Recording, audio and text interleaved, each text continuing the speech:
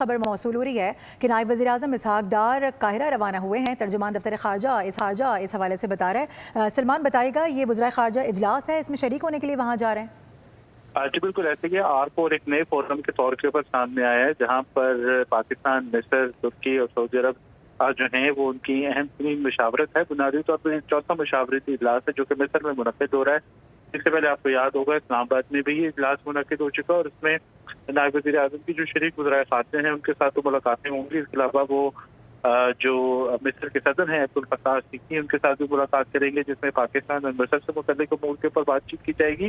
और ख़ास तौर पर जो रीजनल सिक्योरिटी अमूर है, इस वक्त अमेरिका ईरान डील के बाद और इसराइल लेबनान जंगबंदी के बाद ये तमाम तर मामला जो है R4 इजलास और पाकिस्तान और मिस्र की क़यादत की जो मुलाकातें हैं उनमें ज़ेर बहस आएंगे।